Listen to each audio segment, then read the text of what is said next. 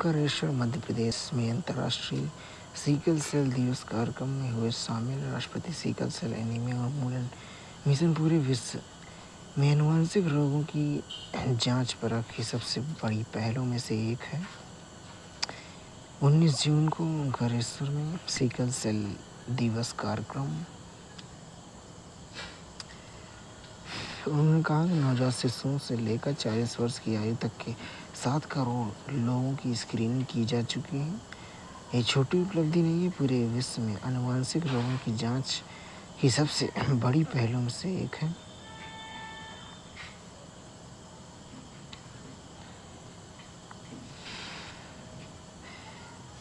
अब तक 2.5 लाख लोगों के सिकल सेल संबंधी रोग चिन्हित किए जा चुके हैं। इस रोग में 20 लाख से अधिक वाहक कैरियर भी पहचाने जा चुके हैं। उन्होंने कहा मध्य प्रदेश राज्य में 17 सितंबर से 2 अक्टूबर 2025 तक चल रहे स्वस्थ नारी सशक्त परिवार अभियान के अंतर्गत 4 लाख से अधिक महिलाओं को सिकल सेल स्क्रीनिंग की कीर्तिमान स्थापित करके समस्या के समाधान में अमूल्य योगदान दिया है।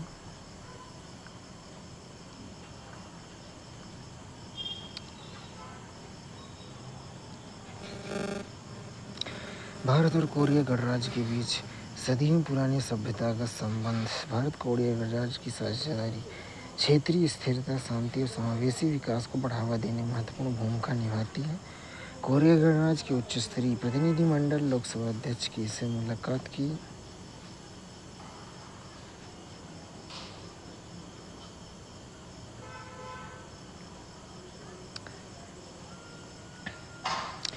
प्रधानमंत्री विकसित भारत रोजगार योजना के तहत प्रोत्साहन राशि वितरित करते समय प्रधानमंत्री के संबोधन का मूल पाठ।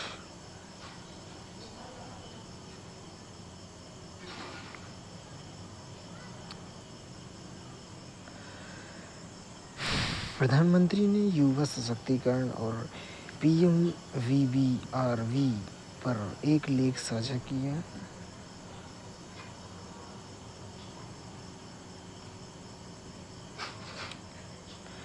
प्रधानमंत्री ने भारत में बढ़ते वैश्विक जुड़ाव और निवेश का उल्लेख किया।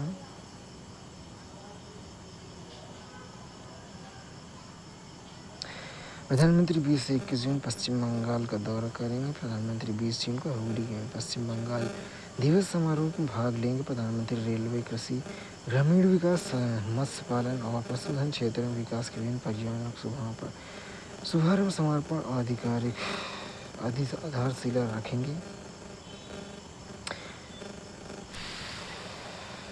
18,880 करोड़ की 23वीं प्रधानमंत्री किसान किस्त जारी करेंगे। जिस देश भर में 9.44 करोड़ से अधिक किसानों को लाभ मिलेगा। योग दिवस 2026 का विषय स्वस्थ वृद्धावस्था के लिए योग।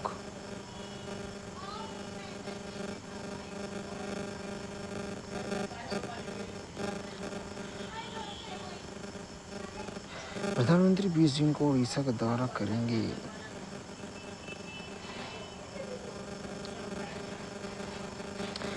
प्रधानमंत्री ने ज्ञान, विवेक, दूरदर्शिता के महत्व को रेखांकित करते हुए संस्कृत सुभाषितम साझा किया।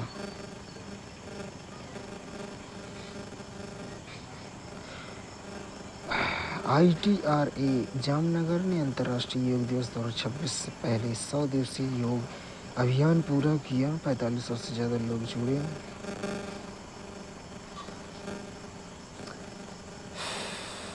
IDY 2026 की थीम थी स्वस्थ आयु के लिए योग पर आधारित अभियान का मकसद स्वस्थ, सक्रिय और संतुलित जीवन शैली के लिए योग के फायदों को बढ़ावा देना था।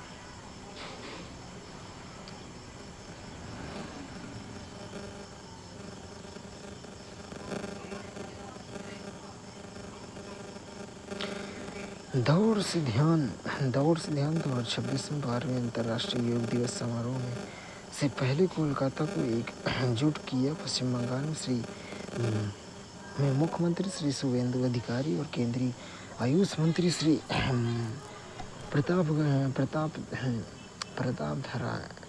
प्रताप राव जाधव ने कोलकाता मैराथन को हरी झंडी दिखाकर रवाना किया। गणमान्य व्यक्ति ने योग सत्र में भाग लिया। यह पहल स्वस्थ, स्वच्छता और समग्र कल्याण को बढ़ावा देगी।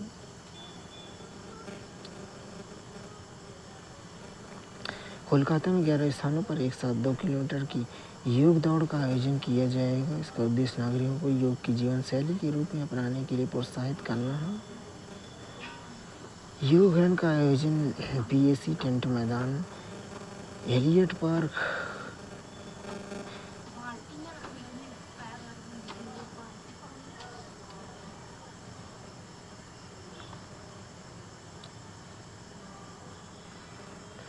प्रधानमंत्री श्री नरेंद्र मोदी ओडिशा में देश की पहली वाणिज्यिक स्तर की कोयला से अमोनियम नाइट्रेट परियोजना की आधारशिला रखेंगे 20 जून 2026 को।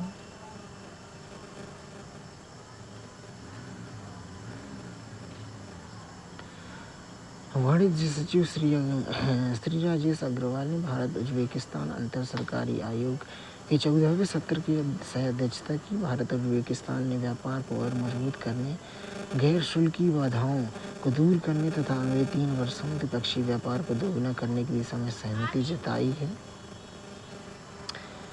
वित्त वर्ष 25-26 में भारत का कुल वस्तु और सेवा निर्यात 860.09 अरब डॉलर रहने का अनुमान है, जबकि अप्रैल-मई 2026-27 के दौरान संचयी निर्यात 162.69 अरब डॉलर रहा। ये पिछले वर्ष की अवधि की तुलना में 14.66% अधिक है।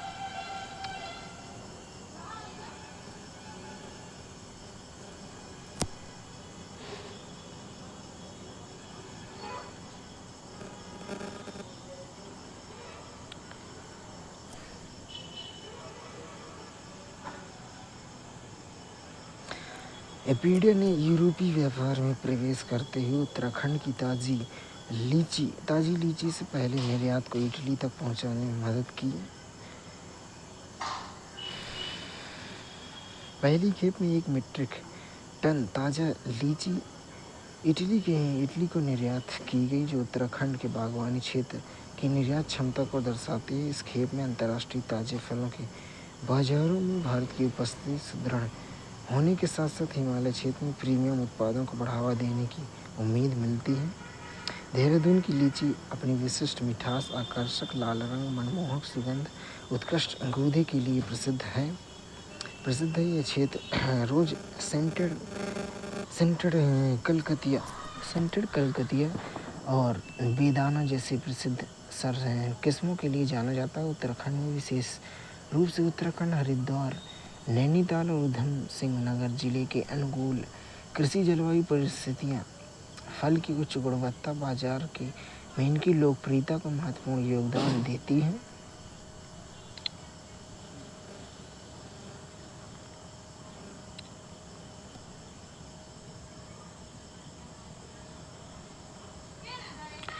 केंद्रीय मंत्री श्री प्रहलाद जोशी ने मुंबई में नेशनल टेस्ट हाउस (NTH) की बुनियादी ढांचे के विस्तार के लिए भूमि पूजन किया और नई परीक्षण सुविधाओं का उद्घाटन किया। नई परीक्षण सुविधाएं भारत की गुणवत्ता आश्वासन तंत्र को सशक्त बनाएंगी और औद्योगिक प्रतिस्पर्धा बढ़ाएंगी।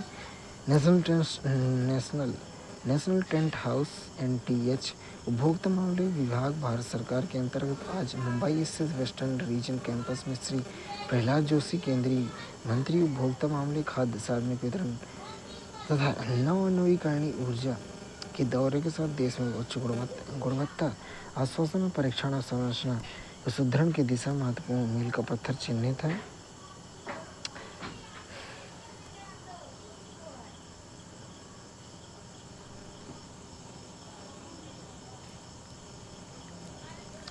कार्यक्रम के दौरान national tent house north region of Mumbai microbiological परीक्षण प्रयोगशाला, गाजियाबाद में जूता परीक्षण सुविधा और NTH एओरिक AURIC satellite centre, NICDC एओरिक city Chhatrapati Sambhaji Nagar Maharashtra में।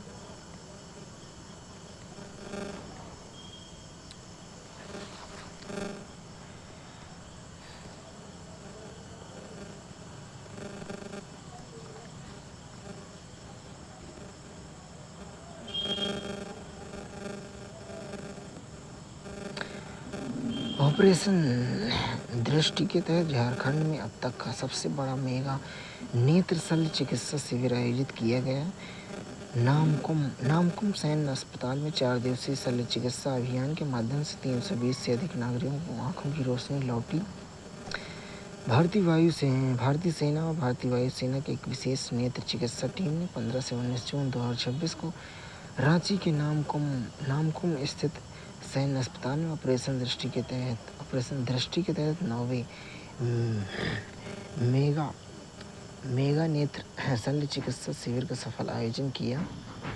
2500 से अधिक मरीजों की जांच की, 300 से अधिक सर्जिकल प्रक्रियाएं, 260 से अधिक मोतियाबिंद ऑपरेशन, 100 से अधिक वंचित आदिवासी मरीजों को लाभ मिला। 3000 से अधिक दृष्टि बहाल करने की सर्जरी की जा चुकी। देश में 75 से 1000 मरीजों की जांच की जा चुकी।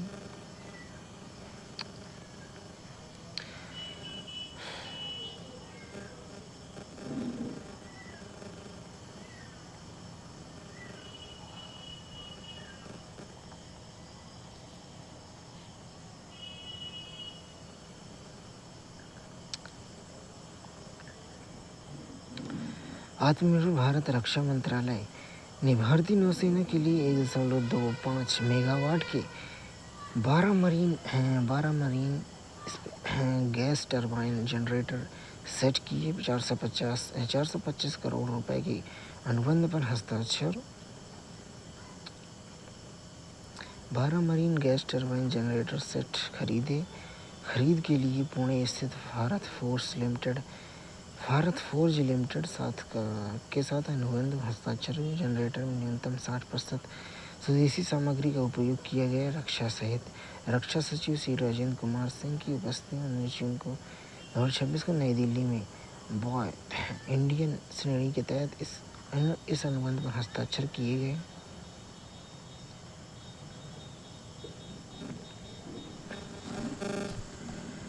भारतीय नौसेना कोलकाता में तीन स्वदेशी सैन्य युद्धपोतों को कमीशन करने के लिए तैयार है।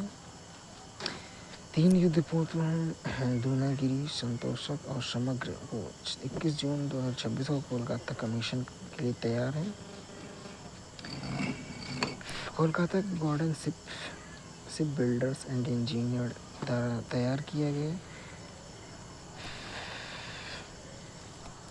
प्रोजेक्ट 17A के तहत निर्मित 5वीं स्टील्थ फ्रिगेट दूनागिरी अत्याधुनिक हथियारों से उन्नत सेंसर प्रणाली से सुसज्जित है।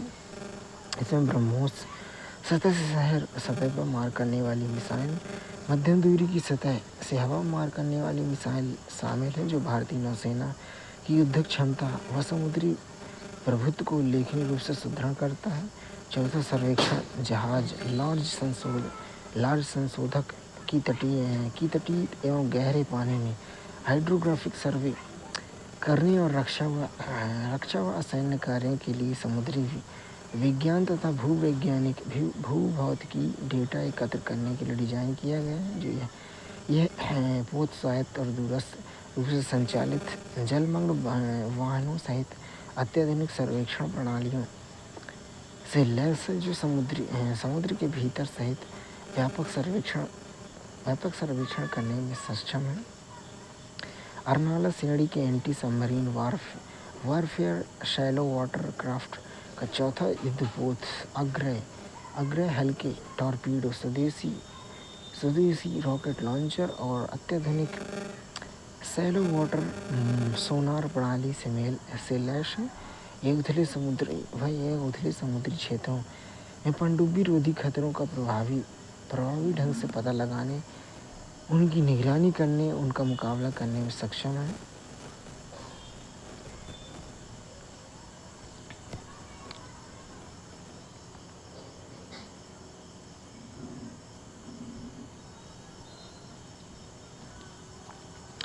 नागपुर स्थित YYIL में 10,000 टन एल्युमिनियम एक्सट्रूशन प्रेस से के भूमि पूजन के बाद रक्षा मंत्री ने कहा कि भविष्य के लिए तैयार रहने हेतु भारत की सुरक्षा संबंधी आवश्यकताओं पर स्वयं नियंत्रण स्थापित करना होगा। देश निर्धारित समय से पहले ही 3 लाख करोड़ रुपए के रक्षा उत्पादन और 50,000 करोड़ रुपए के रक्षा निर्यात के लक्ष्य को हासिल करने की दिशा में अग्रसर है। निगमीकरण के बाद OFB का उत्पादन वित्त वर्ष 2019-20 कि 12,755 करोड़ रुपए से बढ़कर वित्त वर्ष 2025-26 में 26,282 करोड़ रुपए हुआ है। निर्यात 81 करोड़ से बढ़कर 4,561 करोड़ पहुंच गया है। अनुसंधान और विकास तथा पूंजी निवेश किसी भी औद्योगिक इकाई की प्रगति के प्रमुख आधार हैं।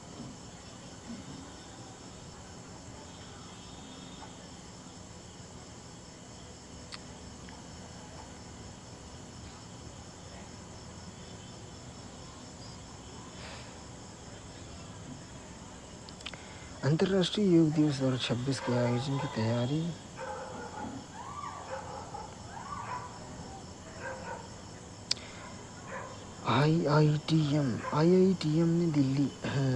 IITM ने हिमालय क्षेत्र में भारतीय जलवायु अवलोकन नेटवर्क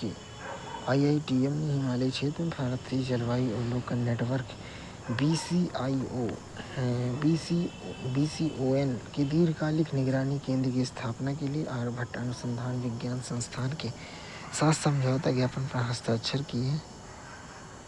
पृथ्वी विज्ञान मंत्रालय के मिशन मौसम पहल के तहत जलवायु और वायुमंडलीय विजन में सहयोग को सुदृढ़ बनाने की दिशा में एक और कदम। IITM और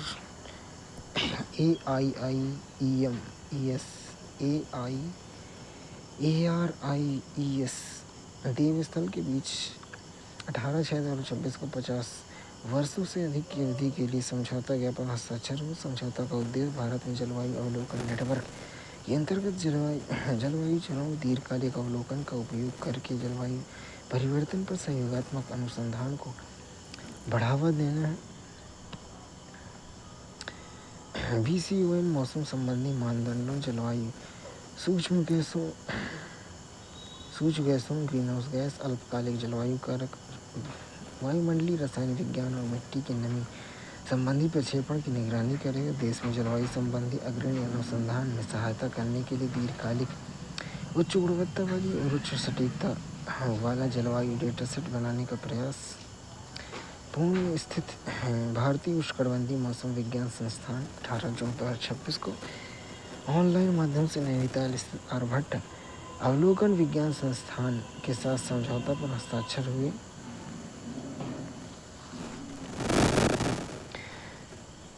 समझौते का उद्देश्य जलवायु परिवर्तन पर सहयोगात्मक अनुसंधान में मौसम संबंधी मानदंडों तथा जलवायु सक्रिय सूक्ष्म गैसों जैसे ग्रीनहाउस गैस, अल्पकालिक जलवायु कारक और मृदा नमी आदि के दीर्घकालिक अवलोकन को बढ़ावा देना।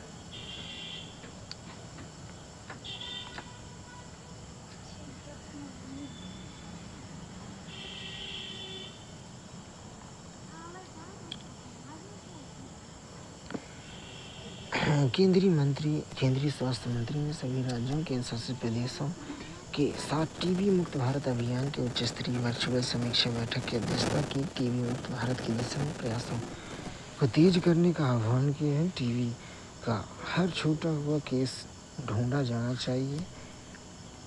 दिसंबर 2024 के शुरू तक तेज गति से टीबी मुक्त भारत अभियान के तहत अब तक 28 करोड़ से ज़्यादा लोगों की स्क्रीनिंग की गई। 20 लाख लोगों की टीबी निवारण उपचार किया गया। 5.7 लाख नए निक्षय मित्र जोड़े गए।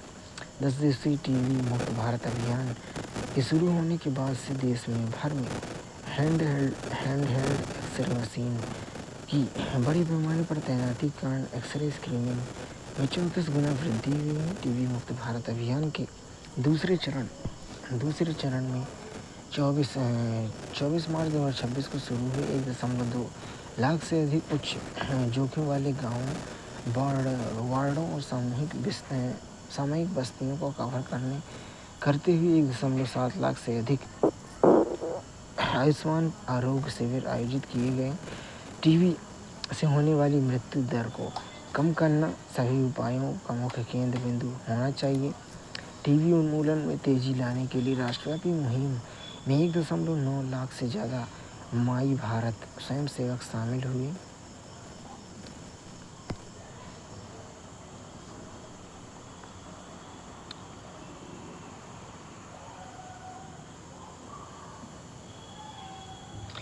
केंद्रीय गृह और सहकारिता मंत्री श्री अमित शाह आज नई दिल्ली में दैनंदिन 26वें अखिल भारतीय फिंगरप्रिंट सम्मेलन 2026 के उस उद्घाटन सत्र को मुख्य अतिथि संबोधित किया।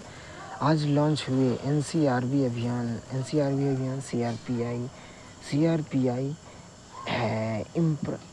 इम्प्रॉक्सिएशन 2.0 और ई फॉरेंसिक्स 2.0 ऐप्स लंबित मामलों के शीघ्र निपटान और समयबद्ध न्याय का माध्यम बनेंगे। एफआईआर के क्रियान्वयन तक 3 साल के भीतर न्याय सुनिश्चित करना मोदी सरकार की क्रिमिनल जस्टिस रिफॉर्म का प्रमुख उद्देश्य है।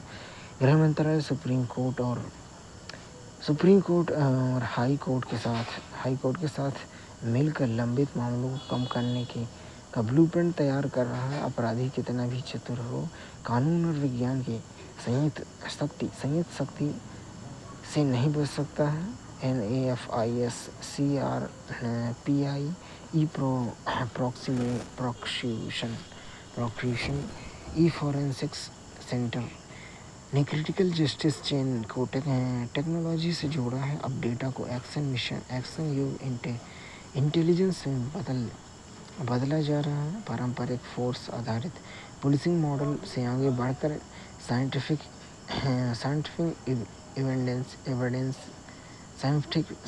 एविडेंस आधारित इन्वेस्टिगेशन अपराध नियंत्रण का सबसे प्रभावी माध्यम बन गया है। AI मशीन लर्निंग और पैटर्न एनालिसिस के जरिए रिपीट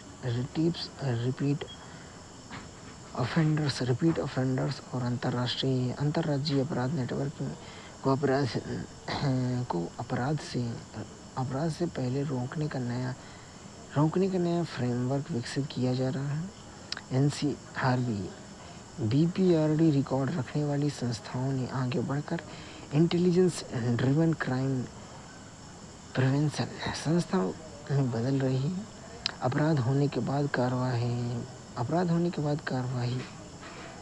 कार्रवाई करने की व्यवस्था से आगे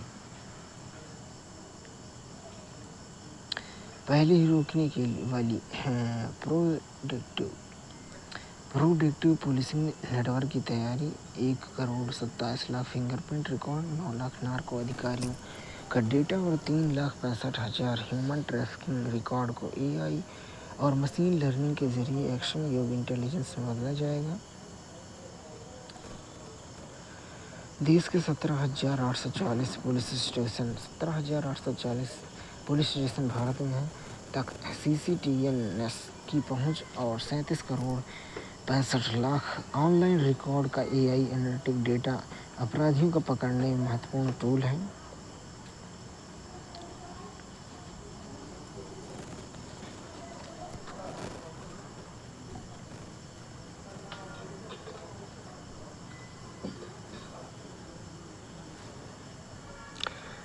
केंद्रीय मंत्री ने आज 4 महत्वपूर्ण एप्लीकेशन शुभारंभ किए। NCRB अभियान, CRPI एप्लीकेशन,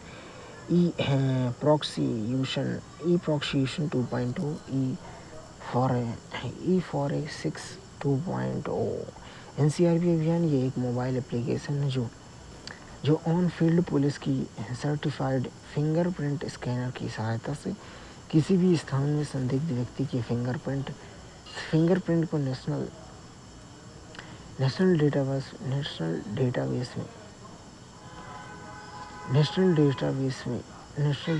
में भारत में सर्च करने की सुविधा देता है। यह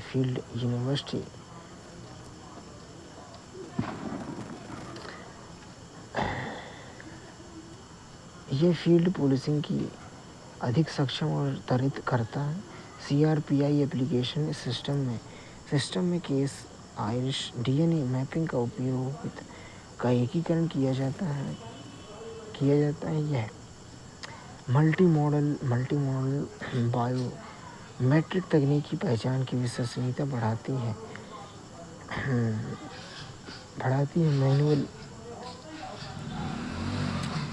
मैनुअल एरर घटाती हैं और प्रक्रिया को अधिक पारदर्शी बनाती हैं।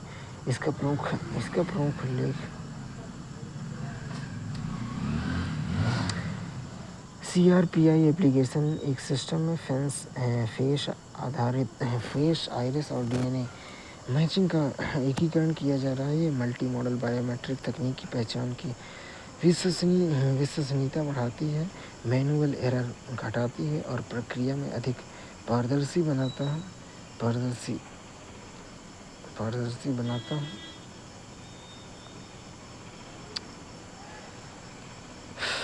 बायोमेट्रिक तकनीक की पहचान की विश्वसनीयता बढ़ाती है और मैनुअल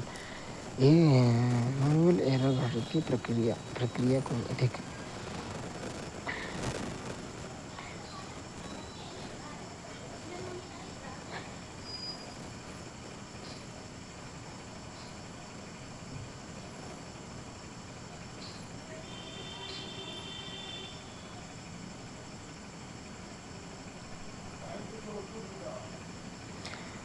फॉरेंसिक 2.0 यह देश में फॉरेंसिक प्रयोगशालाओं संबंधित गतिविधियों के डिजिटल प्लेटफॉर्म को जोड़ता है। प्रोसिक्यूशन 2.0 प्लेटफॉर्म पुलिस अभियानों न्यायिक प्रक्रियाओं के बीच डिजिटल समन्वय स्थापित करता है। ये चारों ऐप्स मिलकर कहानी प्रोसिक्यूशन 2.0 ये योगदान करता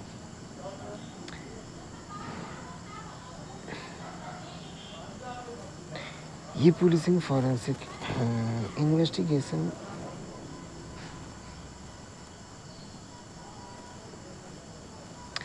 ये 4 ऐप्स मिलकर काम करेंगे। NAFIS और CRPI अपराधी की पहचान करेंगे। CCTNS और क्राइमैक जांच इसे जोड़ते हैं।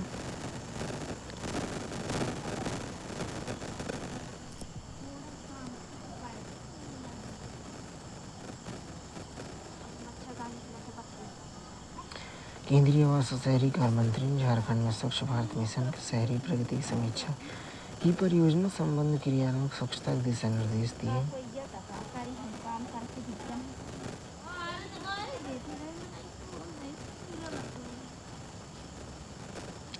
केंद्रीय मंत्री मनोहर लाल ने झारखंड सरकार के साथ विद्युत क्षेत्र और शहरी विकास परियोजनाओं की समीक्षा की।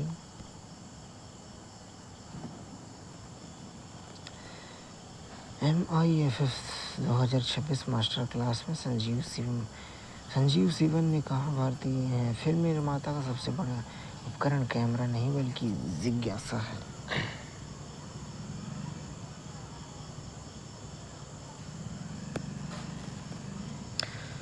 MIFF 2026 में क्रिएटिव माइंड्स ऑफ टुमारो की सोच को दिखाया गया। युवा फिल्म मेकर्स की 9 फिल्में दिखाई गई।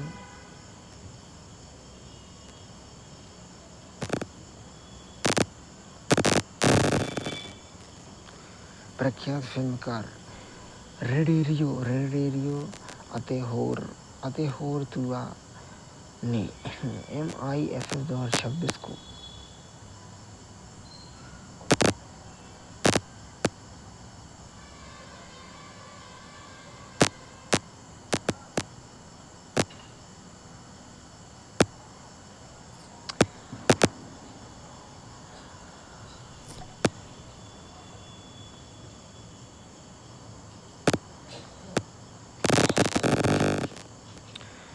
जर्मनी की 10 पुरस्कार विजेता छात्रों की फिल्में MIFF में विश्व सिनेमा फेस्ट की एक झलक पेश करती हैं।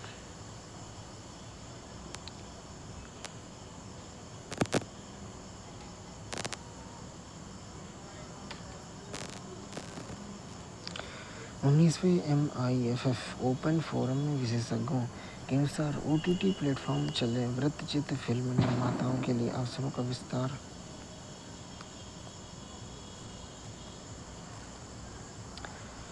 मुंबई अंतर्राष्ट्रीय फिल्म महोत्सव 2026 भारतीय फोटोग्राफी और शास्त्रीय संगीत के दिग्गजों को समर्पित वृत्तचित्र का अध्ययन किया गया है।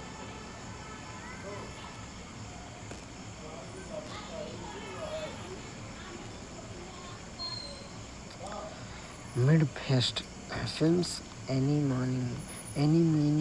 मेनी मो हाइना और आई लिव यू 19वें MIFF 2026 में मानव व्यवहार के विविध परिदृश्य।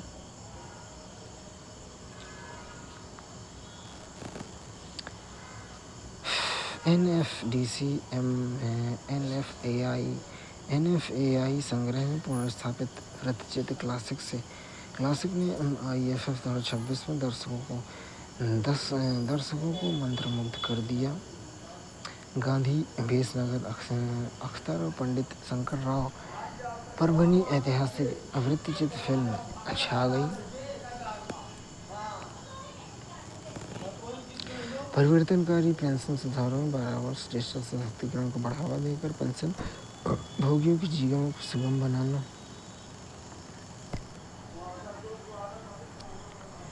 नवंबर 2025 में आयोजित नवीनतम जीवन प्रमाण पत्र अभियान 4.0 के तहत 1.91 करोड़ से अधिक डिजिटल जीवन प्रमाण पत्र जारी किए गए।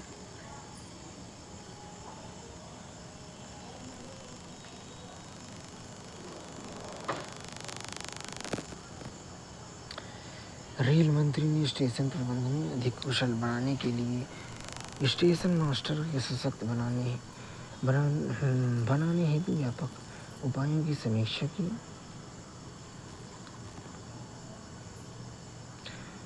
NHAI ने NH-48 के दिल्ली जयपुर खंड पर उचित दौलतपुरा टोल प्लाजा पर राजस्थान की पहली multi lane free flow tolling प्रणाली का सफलतापूर्वक शुभारंभ किया गया।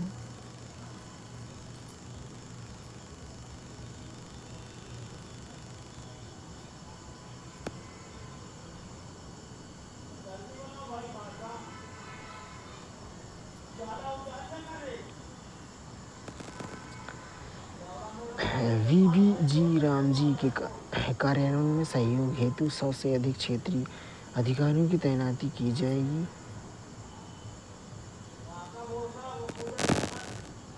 मोदी सरकार कल्याणकारी योजनाएं जरूरतमंदों का लाभ वितरण बिना किसी भेदभाव के समान रूप से कर रही हैं।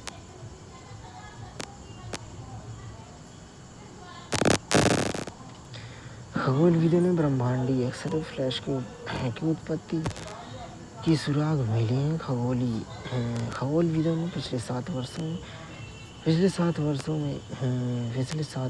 में 7 नवंबर को देखे गए रहस्यमय क्षणिक एक्स-रे विस्फोटों की क्रियाविधि का पता लगाया।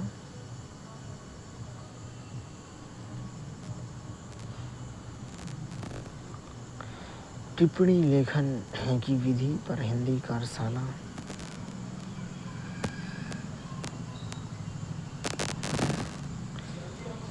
NCSC ने सिविल सेवा परीक्षा मार्गदर्शन कार्यक्रम प्रोजेक्ट सुपर 50 का आयोजन किया। त्रिपुरा में राज्यपाल ने NCSC के प्रोजेक्ट सुपर 50 के शुभारंभ समारोह में डॉक्टर अम्बेडकर के विजन का आह्वान किया।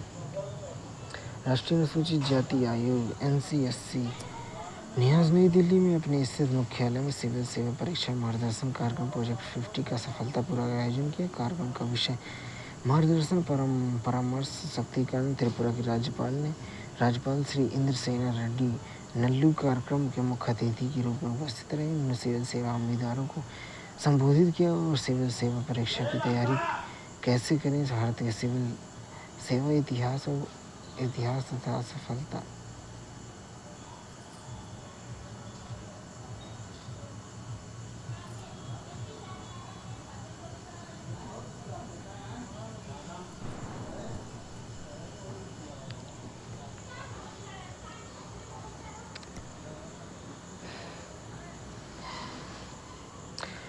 सामाजिक न्याय अधिकारिता विभाग में छात्रवृत्ति तक पहुंच के लिए आसान बनाने के लिए प्रमुख सुधार और डिजिटल पहुंच पहल की शुरुआत की। निवास प्रमाण पत्र की आवश्यकता समाप्त होने से 1.2 करोड़ छात्रों के अनुपालन का बोझ कम हो। डिजिटल छात्रवृत्ति के लिए उमंग प्लेटफॉर्म पर सेतु पोर्टल की शुरुआत की।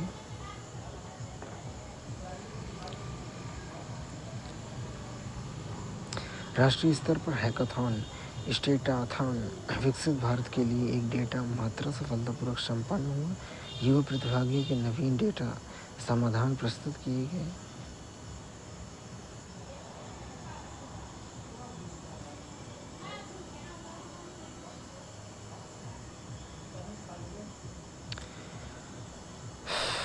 तालगडोरा एनेक्स भवन में नए कार्यालय के उद्घाटन के साथ यूपीएससी ने अपनी प्रशासनिक बुनियादी ढांचे का विस्तार किया।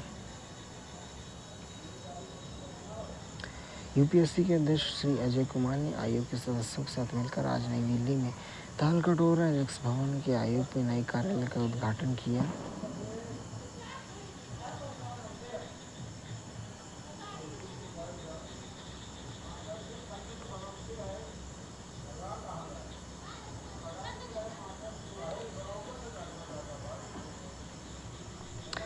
नक्सल मुक्त भारत समन्वित रणनीति 2 वामपंथी उग्रवाद को सशक्त किया। 31 मार्च 2026 को भारत ने ऐतिहासिक उपलब्धि हासिल की। 6 दशकों की हिंसा के बाद देश वामपंथी उग्रवाद के चंगुल से प्रभावी रूप से मुक्त हो गया। शांति और सुरक्षा का नया युग।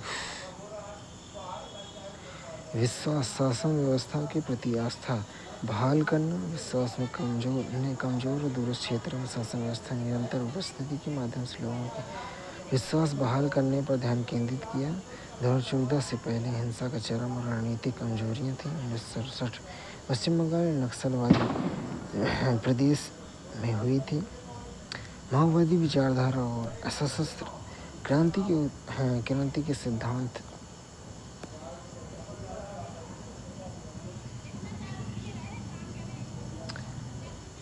इस मार्गदर्शन को सरल और हिंसक था। सत्ता बंदूक की नली से निकलती है।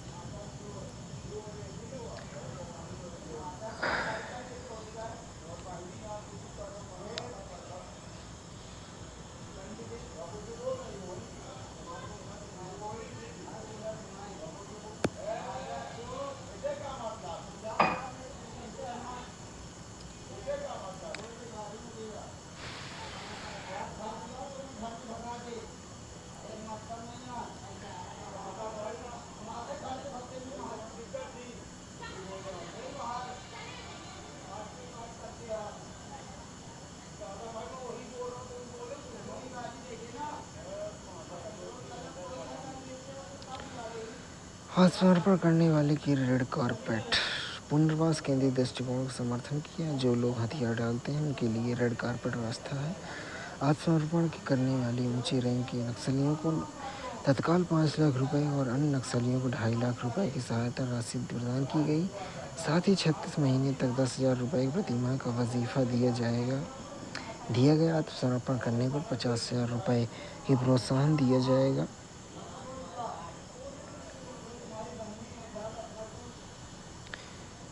निर्माण नए भविष्य का निर्माण।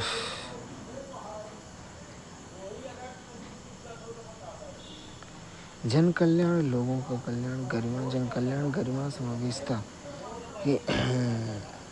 के साथ कल्याणकारी सेवाएं वितरण पर बल दिया।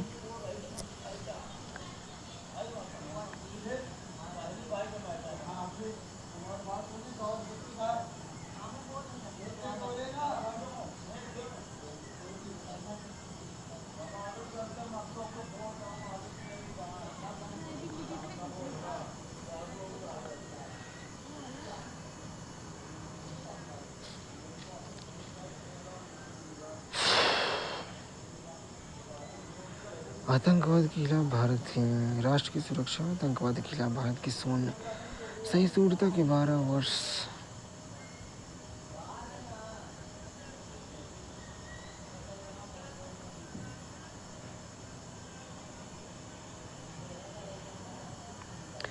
विधायी सशक्तिकरण में गैरकानूनी गतिविधि रोकथाम संशोधन अधिनियम 2019 यूपीए 2019 57 व्यक्तियों की आतंकवादी घोषित। और मसूद अजहर, हासिल सईद, उकी उर रहमान लखवी वियतनाम, इब्राहिम और गुरुपत सिंह पन्नू सिख फॉर जस्टिस, हरदीप सिंह निज्जर और बधवा सिंह बज्जर सहित प्रमुख खालिस्तान सूबे शामिल हैं। राष्ट्रीय जांच एजेंसी संशोधन नियम 2019 एनआईए संशोधन 2019 क्षेत्र विस्तार किया गया। अधिकार का क्षेत्र अब एजेंसी भारत के बाहर भारतीय हितों के विरुद्ध किए गए आतंकवाद से संबंधित अपराधों की जांच में सक्षम जांच शक्तियों का विस्तार, साइबर आतंकवाद, विस्फोटक पदार्थों के मानव तस्करी से मामले शामिल किया गया है। धन शोधन निवारण अधिनियम पीएमएलए प्रावधान सुदृढ़ किए गए। संशोधन में ईडी प्रवर्तन निदेशालय के आतंकवाद से जुड़ी गतिविधियों का पता लगाने उन्हें फ्रीज करने की और जब्त करने के लिए आर्थिक प्रभावी साधन प्रदान किए गए। भारतीय न्याय संहिता 2023 नया युग 1860 का भारतीय दंड संहिता 1860 का स्थान लेंगे। 1 जुलाई 2024 से लागू। सशस्त्र संशोधन अधिनियम 2019 दूसरे स्थान में भारत में समर्थन सुदृढ़ करना। राष्ट्रीय जांच एजेंसी 2000 मुंबई आतंकी हमले के बाद 2008 में राष्ट्रीय जांच एजेंसी अधिनियम के तहत स्थापित की गई है। भारत की प्रमुख आतंकवाद विरोधी जांच एजेंसी है।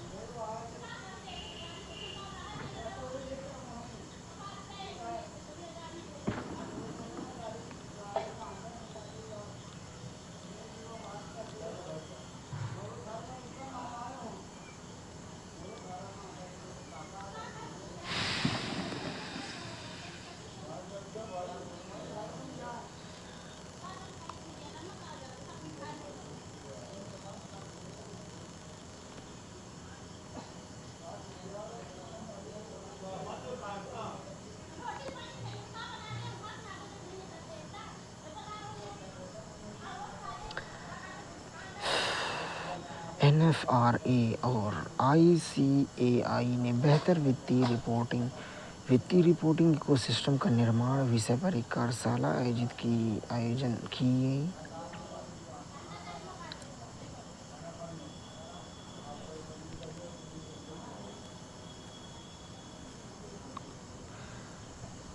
राष्ट्रीय मानवाधिकार आयोग ने उत्तर प्रदेश के गौतम बुद्ध नगर में स्थित कासना जेल में एक नाबालिग लड़के को 2 महीने से अधिक समय तक वयस्क कैदी की तरह अवैध रूप से हिरासत में रखने के मामले पर सत्य संज्ञान लिया और लड़के को बाद में किशोर गृह में स्थानांतरित किया गया। खबरों के अनुसार जिले में मजदूरों द्वारा वेतन वृद्धि